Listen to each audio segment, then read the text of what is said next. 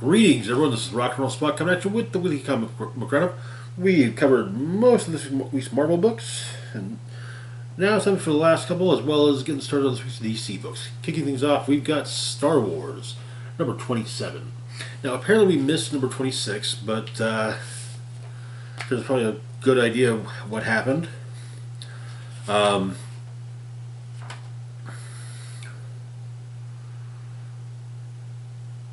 a couple of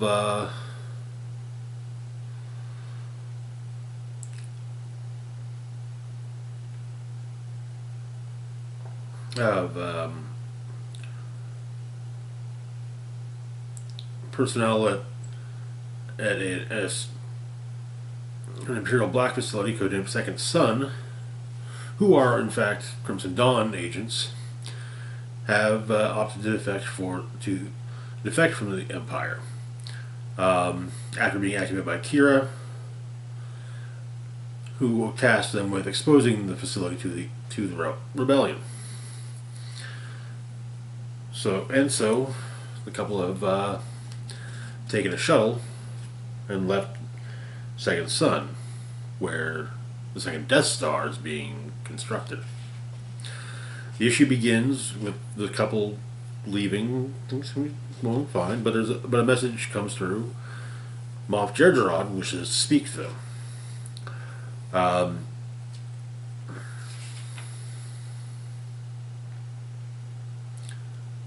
Lieutenant Melton, however, is Jerjerrod's aide, and so Jerjerrod would recognize his voice. However, his wife Bevelin, not so much. The claim is made that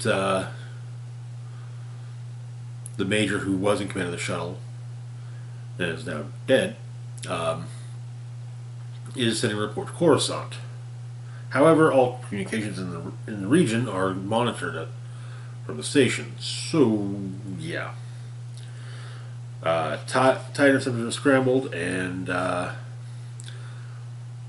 transmission is sent on a no longer used Imperial or Rebel channel, and it gets basically run up the flagpole while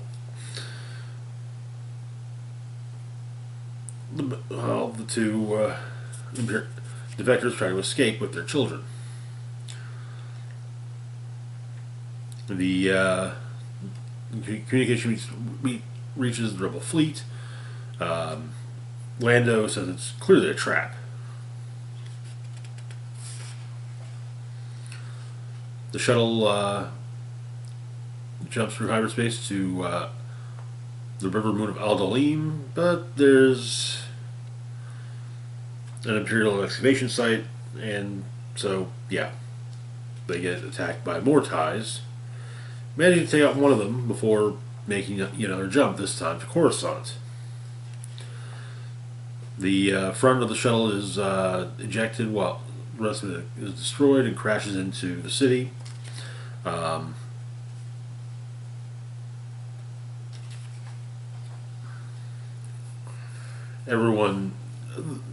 People gather at the crash site and they try to get help, but everyone kind of notices, oh, there are TIEs in the region. Well, good luck. General Syndulla brings up various bits of intel back at the fleet, and is asked about the fifth bit of intel, and she explains it and asks why that one in particular. One Luke Skywalker explains that he's got a good feeling about it. And that is where the issue ends. Hopefully I'll be able to pick up Star Wars number 26 soon and potentially backtrack to at least go over the finer points of what happened there. But overall, good start to things. Bringing in the whole one of the major plot points that occurred between Empire Strikes Back and Return of the Jedi, the rebellion getting the plan of the second Death Star. Anyway, moving on to our next book, we've got Alien, number 1. Starting the book with the new number one, and which kicks off a brand new story. A few years have gone by since the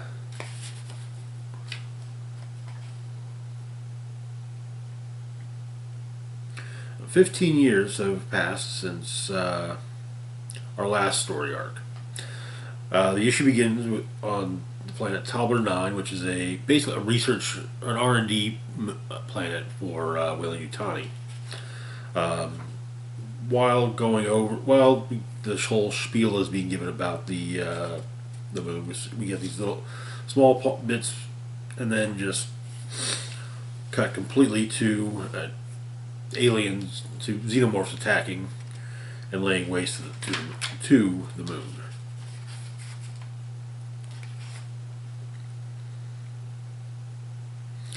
On the planet Europa 5, a small settlement of people seems to be thriving.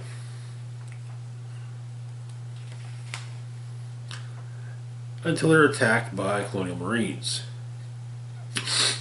Turns out that the settlers on Europa 9 are, in fact, artificial persons. But the soldiers that have come to get them are using paralytics. So apparently the idea is to take them alive. They managed to find the command center for the soldiers, and it turns out that this particular group of artificial persons used to be a combat squad. But there's a situation, and they're needed. The situation is that 2 weeks previously, an experimental nuclear reactor on Demeter 2 suffered a cataclysmic failure. Radiation can't be counteracted with the usual treatments. It's death sentence for anyone exposed. So that, United Planets evacuated whenever they could, but there's still millions there. If Demeter 2 is lost, 1 billion people will starve or be displaced. They're looking at systemic famine and economic collapse across all 13 worlds, or all 25 worlds. My bad. But it's further explained that there's one possible save on Talbot 9.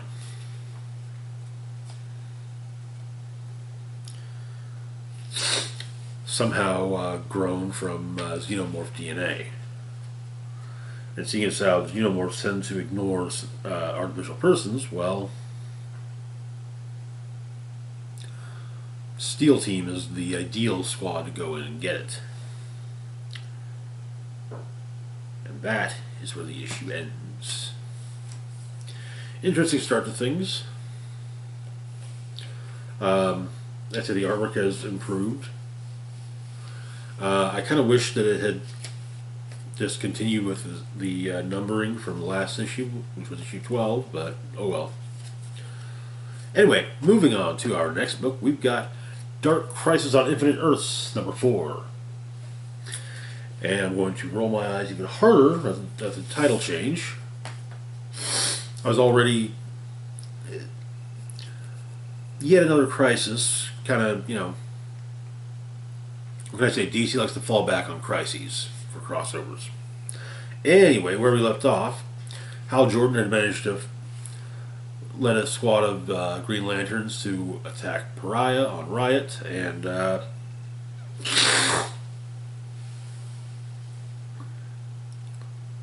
ended up in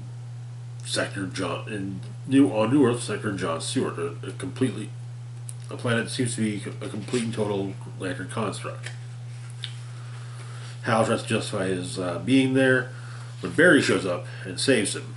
Apparently, Barry's been popped onto all the other worlds without a Justice League. I'm just observing, studying them.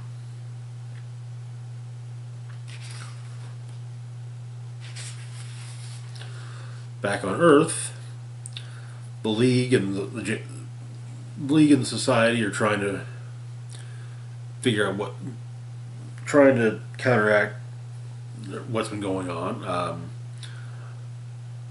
Mr. Terrific explains that they know there's precious little they truly know about the multiverse. They've been trying to figure out if if there's been any damage done to it over the various changes, but however, one of the heroes is noticeably absent. Nightwing, who's at the hospital with Beast Boy. And Green Lantern of the JSA comes to speak with him, and basically tell him, hey,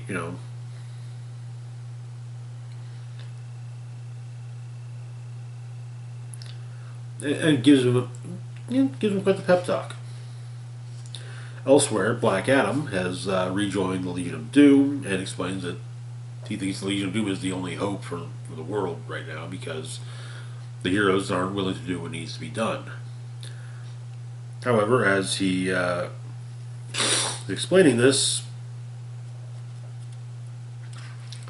Deathstroke's secret society attacks the Legion of Doom. All of them wearing matching black chains across their chest, which Black Adam points out the Dark Army was wearing those same chains.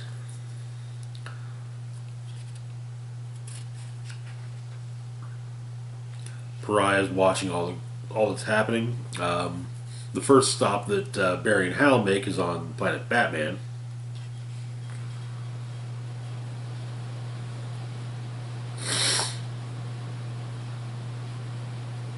Meanwhile, Alan Scott takes Nightwing, Yara Flor, and Jonathan Kent to the basement of the sub basement of the Justice Society Brownstone,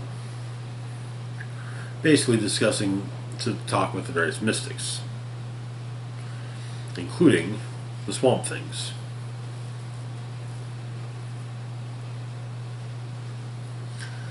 Swamp Thing seems to believe that they're not so much facing the Great Darkness, rather something has corrupted it. As Legion of Doom is dealing with the Society,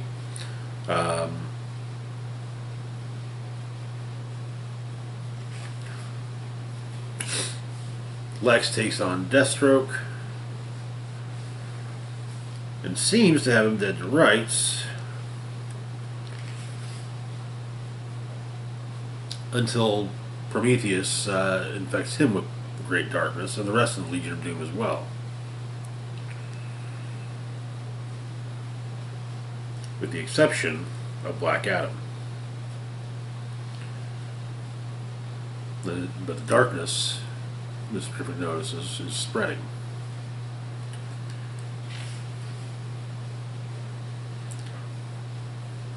And a new multiverse has been born from Pariah's machinations. And that is where the issue ends. As much as I have to roll my eyes at the title, Dark Crisis is at least interesting, at least an interesting read. And I do appreciate the cover, which I believe this one's an homage to one of the 0 Hour covers, so I could be mistaken. Anyway, moving on to our next book, we've got Dark Knights of Steel, Tales of the Three Kingdoms. This is a little just anthology one-shot. As far as I know, it's just a one-shot.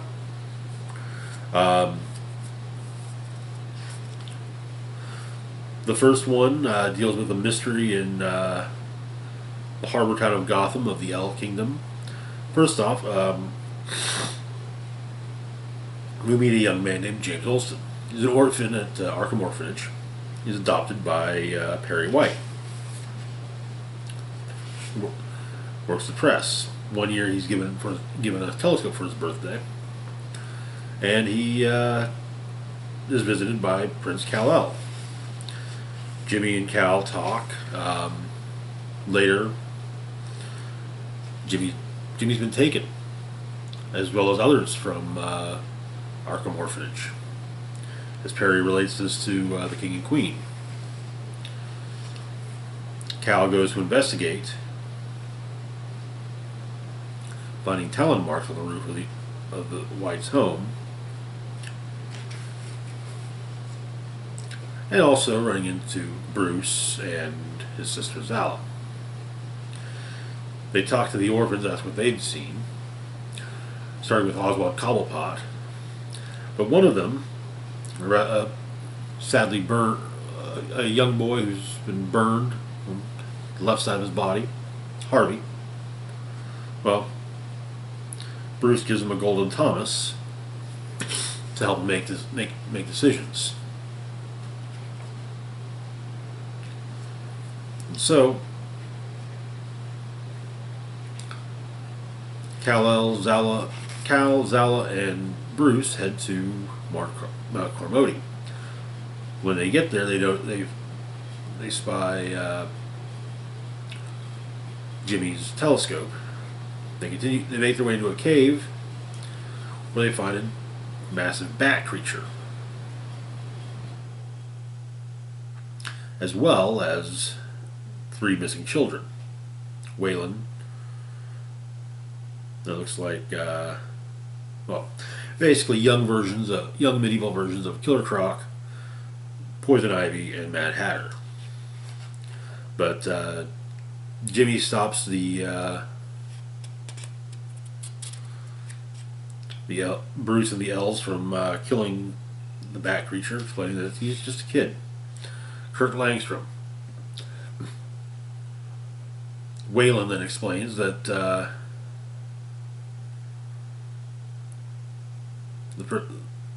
woman in charge of Arkham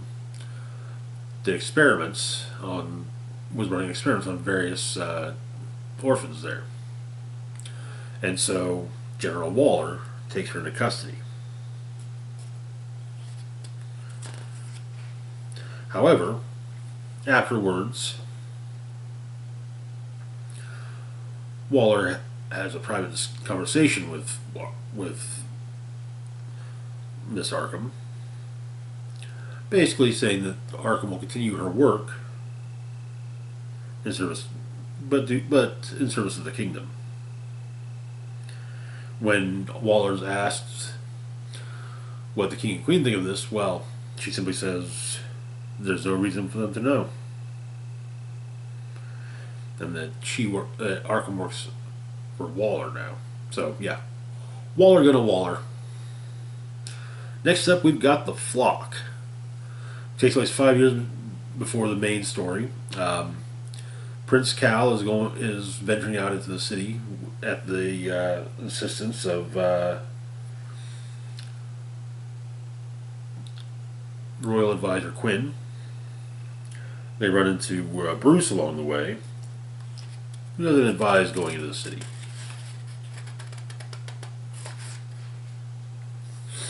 But but Bruce is going to go along with them, making a mask of his own.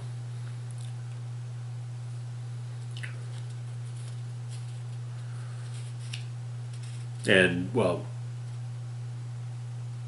Royal Advisor Quinn's thoughts on Prince Bruce are that he's probably the person of the kingdom most in need of a hug. She's distracted by a puppy, and when someone bumps into her, and the necklace that Quinn is wearing is taken.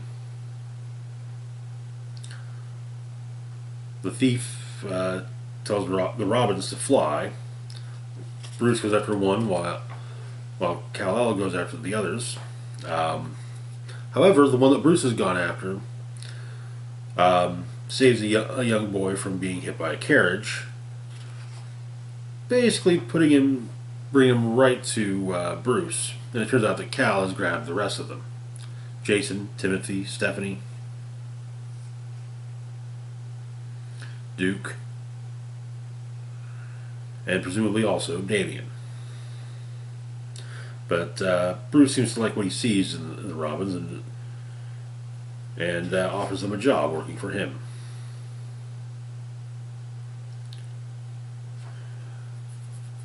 Harley or advisor Quinn offers the puppy to Bruce to hug, but well, no.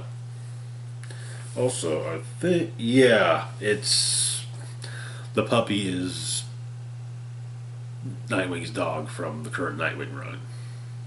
Makes sense. Same writers. So, and finally, what was this story even called?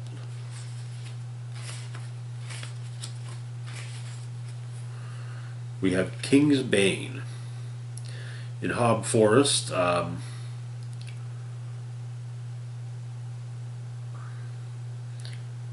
royal caravan is attacked by a bandit. The King's Bane. It's Bane.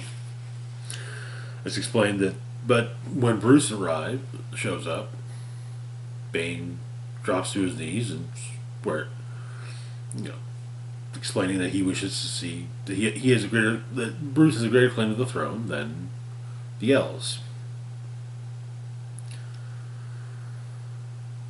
and adding that there comes a time you wish to be trained. I'll teach you everything I know about taking down a foe more powerful.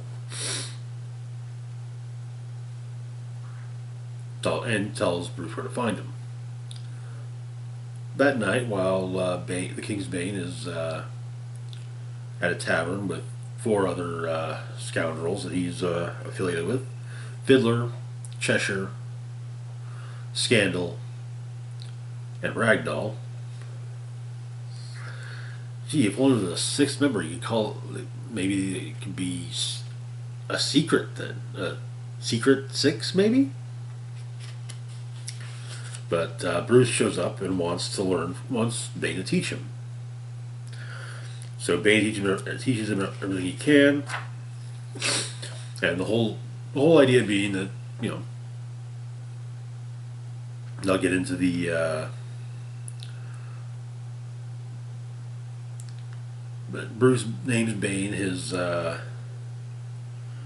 new personal guard, and when appearing before the elves, Bane is with them and it attacks.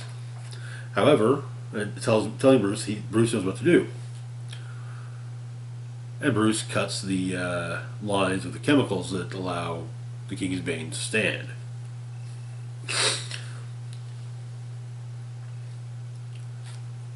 Before pledging his loyalty to the elves. Bane is then taken into the dungeon. Or taken towards the dungeon, but however the guards are instructed to throw him into the pit. And that is where the issue ends. This was nice. I've been missing Dark Knights of Steel since it's I guess on hiatus at the moment.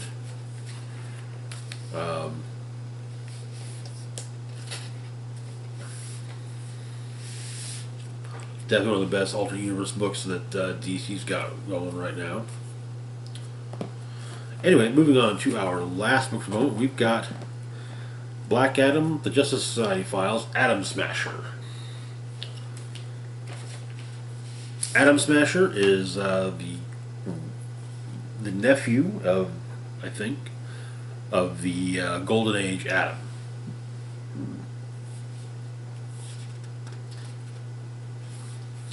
So it's basically kind of detailing his first foray into being a hero.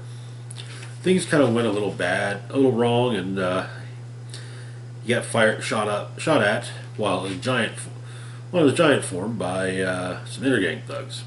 Also, as he was still new to the whole thing, he didn't have clothes that would stretch as he grew, so they were shooting at a giant naked man. But a lot of the issue is him FaceTiming with his uncle.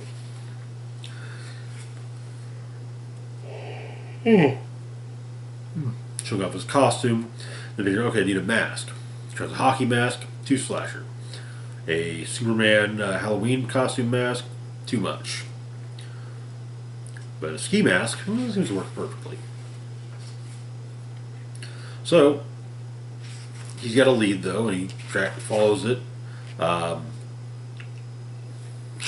A local gang being sold some intergang weapons, However, yeah, Adam Smasher kind of messes up, gets noticed. The arms dealer and the gang go after him. He grows to, well, survive, basically to not be hurt. And then Inner Gang shows up. Weapons are stolen.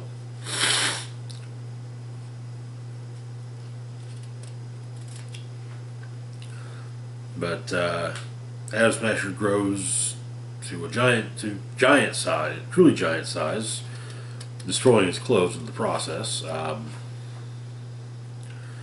The arms dealer has been shot and dies while talking with Adam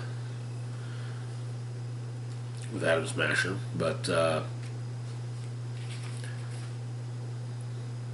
he manages to take down the armed gang and, well, an inner gang squad.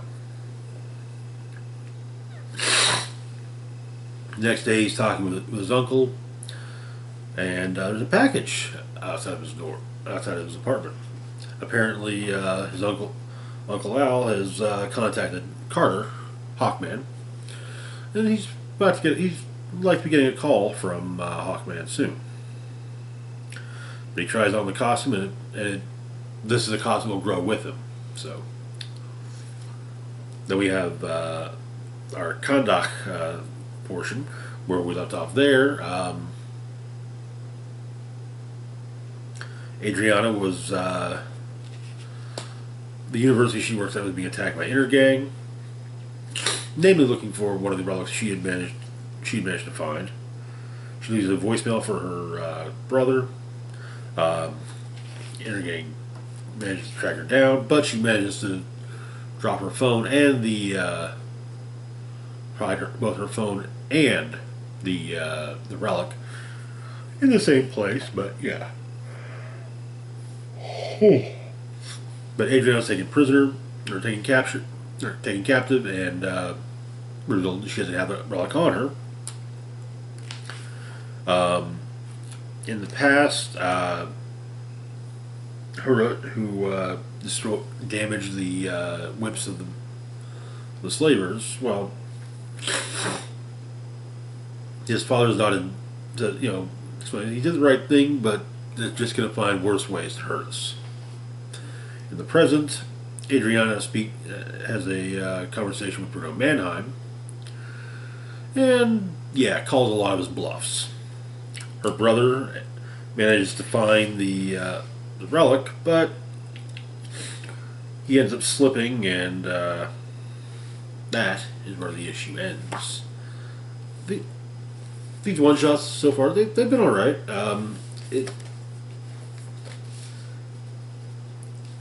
If nothing else, I guess with the Black Adam movie, I'm looking forward to seeing the Justice Society more so than Black Adam. But anyway, that is going to do it for now. As always, feel free to like, share, and subscribe. Links to my Facebook, Twitter, Patreon, and PayPal can be found in the description box down below. This is Rock and Roll Spock signing off, saying, live long and rock hard.